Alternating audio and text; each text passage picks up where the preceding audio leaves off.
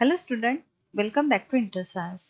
देखो, अभी तक हमने स्टेम सेल के बारे में पढ़ा है। Stem cell also called as foundational cell of our body because this cell have capacity to produce the different types of the cell. Okay, जो हमारी बॉडी में different type of cell form हुए हैं, ये स्टेम सेल से form हो गए हैं। वैसे this is also called as repairing cell because it repair the damage cell of our body. और आज के वीडियो हम स्टडी करने वाले हैं that is the types and uses of the stem cell. मतलब कौन से टाइप के होते हैं, कहाँ कहाँ इसका यूज किया जाता है। चलो स्टार्ट करते हैं टाइप ऑफ सेल से। Okay, depending upon the source there are two types of the stem cell. First one is embryonic stem cell and second one is adult stem cell. Okay, तो start करते हैं हम embryonic stem cell से। अभी ये जो embryonic stem cell होती है, तो देखो कहाँ मिलती है एम्ब्रियोनिक स्टेम सेल।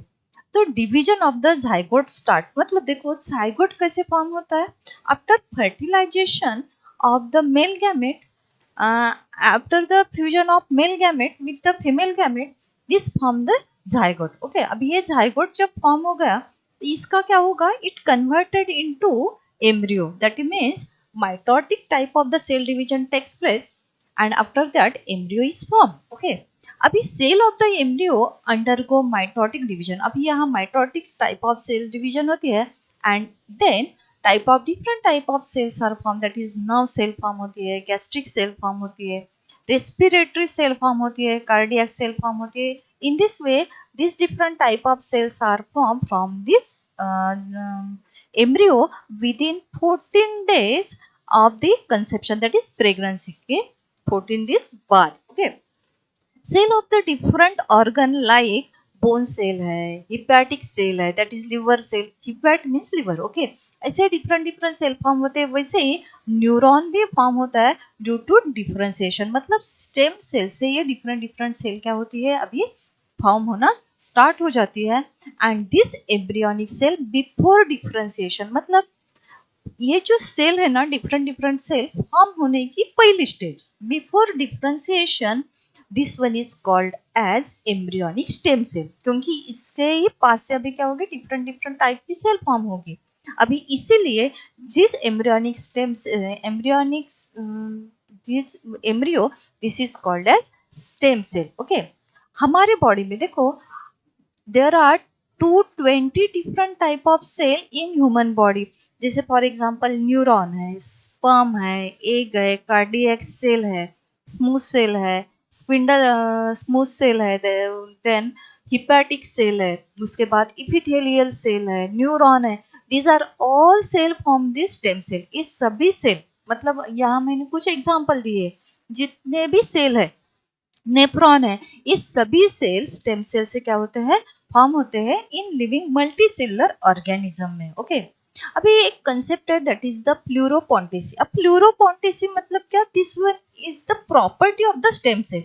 अभी स्टेम सेल की प्रॉपर्टी क्या है, that means it has the tendency to produce the different type of cell. Okay, and this self multiplication multiplying ability stem cell के पास होती है। and this property of the stem cell, this is called as pleuropontasy। okay, if the stem cell are collected well before the differentiation, मतलब differentiation मतलब different different cell या tissue form होने के पहले अगर उसको क्या किया गया, कलेक्ट कर लिया गया, तो क्या होता है, अगर हमने क्या किया, यहाँ स्टेम सेल कलेक्ट कर लिया तो within on 14 days and culture में उसको डाल दिया। तो एज पर द स्टिमुलस, मतलब डिफरेंट डिफरेंट जो केमिकल यूज किए जाते हैं, तो इसको हम स्टिमुलस बोलेंगे। Then they can transfer into desire type of the cell, मतलब डिफरेंट डिफरेंट सेल फॉर्म होते हैं। फॉर एग्जांपल यहाँ हिपैटिक सेल फॉर्म किए गए और हिपैटिक सेल से फिर ऑर्गन भी फॉर्म हो सकते हैं। मतलब हिपैटिक सेल से लिवर फॉर्म होगा, क्योंकि लिवर में जो सेल होती है वो होती है हिपैटिक सेल। ओके, अभी दूसरा जो टाइप है स्टेम सेल का, this one is adult stem cell. अभी एडल्ट स्टेम सेल मतलब क्या, सिंपल है, stem cell which is obtained from the adult person. Okay, अभी that means the cell which are obtained from the adult person. Adult person मतलब fully grown person. Okay, अभी mature जिसको हम बोलेंगे। Okay, तो यहाँ देखो तीन मेन सोर्स है, there are three main sources of the stem cell which are obtained from the adult person से जो मिलती है. Okay, the first one is red bone marrow है, second one is adipose connective tissues है, और third one is blood. Okay, यहाँ से जो एडल्ट पर्सन होते हैं ना, उनके बॉडी में से ये 3 सोर्सेस से जहाँ से हमें स्टेम सेल मिल सकते हैं. ओके, देन अभी स्टेम सेल का यूज देखते हैं, कहाँ कहाँ इसका यूज किया जाता है. तो देखो, first one is regenerative therapy में स्टेम सेल का यूज किया जाता है, और second one is organ transplantation में भी इसका यूज किया जाता है. First of all we will discuss about regenerative therapy. अभी री मीन्स अगेन, और जनरेट मतलब प्रोड्यूस करना, मतलब उसको अगेन एज इट इज उसको क्या करना, रखना. Okay, this is called as regenerative therapy में इसका यूज किया जाता है. और रीजेनरेटिव थेरेपी में है, पहला है सेल थेरेपी और दूसरा है to produce the blood cell. तो हम स्टार्ट करते हैं. पहला जो है सेल थेरेपी में कैसे स्टेम सेल का यूज किया जाता है, कौन से इसमें डिसीज में इसका यूज किया जाता है. तो देखो, stem cell are use to replace the dead cell, मतलब जिस ऐसे जो सेल है जो हमारे बॉडी में क्या हो गए हैं, उस ऑर्गन में डेड हो गए. For example diabetes. अभी डायबिटीज में क्या होता है, जो इंसुलिन का परसेंट होता है, जो हार्मोन है, दिस वन इज इंसुलिन, अगर वो डिक्रीज हो गया तो क्या होता है, तो शुगर की लेवल, अभी शुगर डिटेक्ट करने का काम जो है, ग्लूकोज डिटेक्ट करने का काम जो है, वो पेनक्रियाज का है. और पेनक्रियाज में देखो, अभी पेनक्रियाज में कौन सी सेल है, वो है लैंगरहैंस सेल. और लैंगरहैंस सेल क्या करती है, तो इंसुलिन फॉर्म करने का काम लैंगरहैंस सेल का है. अब if this Langerhans cell get dysfunctioning, मतलब इसका फंक्शन अभी स्टॉप हो गया, तो इसका फंक्शन क्या है, टू प्रोड्यूस या to secrete the insulin. Okay, तो अभी इंसुलिन सिक्रेशन क्या हो जाएगा, डिक्रीज हो जाएगा, and in this way diabetes हो जाता है उस पर्सन को.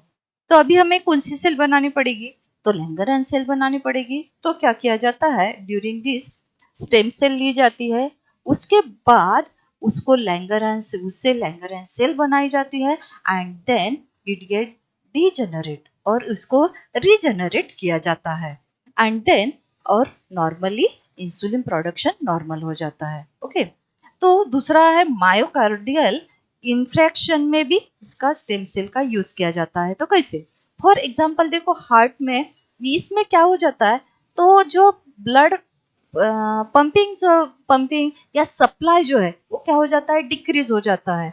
तो उसी वजह से कुछ प्रॉब्लम आते हैं हार्ट में. तो इस पोजीशन में क्या किया जाता है, स्टेम सेल लिया जाता है. अभी हार्ट जो है हमारा कार्डियक सेल से बना है. ओके, तो फिर उससे क्या किया जाता है, उस स्टेम सेल से कार्डियक टिश्यू बनाए जाते हैं, और एज इट इज हमारे हार्ट को एज इट इज किया जाता है. ओके, तो ये मायोकार्डियल इंफ्रैक्शन में भी इसका यूज है स्टेम सेल का. तीसरा है Alzheimer, and this disease is related to our memory, that means a progressive disease that destroy the memory. ये मेमोरी लॉस जो होता है ना, उसको अल्जाइमर डिसीज बोला जाता है. वैसे ही ये पार्किंसंस डिसीज में भी इसका यूज किया जाता है. This disease is related to disorder of the central nervous system. Okay, अभी दूसरा जो है टू प्रोड्यूस ब्लड सेल. अभी देखो, there are 3 types of the blood cell. कौन सी है, first one is RBC, second one is WBC, and third one is platelet. This 3 type of the cell have different function. हमारे body में जो ये blood cell होती है, which are 45% होती है हमारे ब्लड में, तो इसका मतलब ये जो 3 टाइप की जो सेल है ना, इनका फंक्शन भी क्या है, डिफरेंट डिफरेंट है. तो ब्लड सेल जो है, तो कौन से इसमें, पहले इसमें एनीमिया. तो एनीमिया में क्या होता है, जो आरबीसी होते हैं, तो the percentage of this RBC get decreases, और उसी वजह से क्या होगा, तो एनीमिक हो जाता है पेशेंट. और इसमें भी क्या किया जाता है, जो ब्लड सेल है प्रोड्यूस किए जाते हैं by use of this stem cell. Okay, दूसरा जो डिसीज है, दिस वन इज थैलेसीमिया. इसमें क्या होता है, देखो, हमारे ब्लड में जो आरबीसी है, उसके ऊपर पिगमेंट होती है जिसका नाम है हीमोग्लोबिन, और उसी को ही बोला जाता है ऑक्सीजन कैरी प्रोटीन. अब what is the function of haemoglobin, to absorb the oxygen. उसका फंक्शन है ऑक्सीजन को एब्सॉर्ब करना। अगर ये क्या हो गई, डिक्रीज हो गई, तो उसको बोलते हैं थैलेसेमिया हो गया। ओके, अभी ये इसमें भी इसका यूज किया जाता है स्टेम सेल का।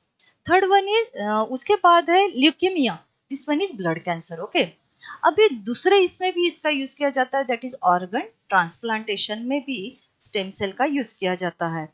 जैसे देखो, in case of failure of the organ like kidney या लीवर, अगर ये क्या हो गए, फेल हो गए, तो those organ can be produce with the help of stem cell.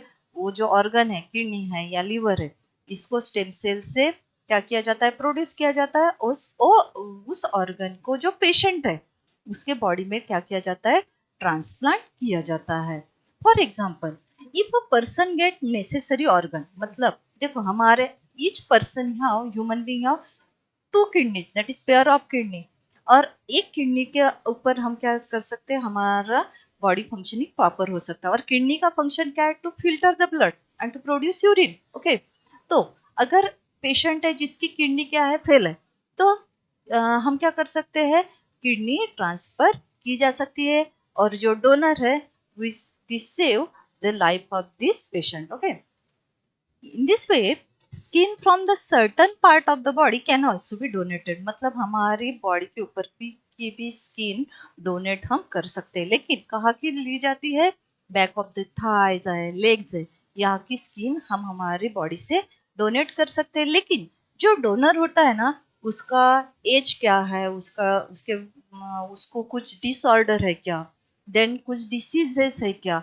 और ब्लड ग्रुप क्या है, ये पूरा क्या किया जाता है, चेक किया जाता है स्किन जब ट्रांसफर की जाती है। तो some organ can not donated during life time, मतलब लाइफ टाइम में कुछ ऐसे ऑर्गन है हम जो डोनेट नहीं कर सकते। फॉर एग्जाम्पल लिवर, क्योंकि एक ही लिवर है। दूसरा है हार्ट, एक ही हार्ट है हमारे पास, तो डोनेट कर सकते हैं क्या, नहीं। लेकिन तीसरा ऐसा है आइज।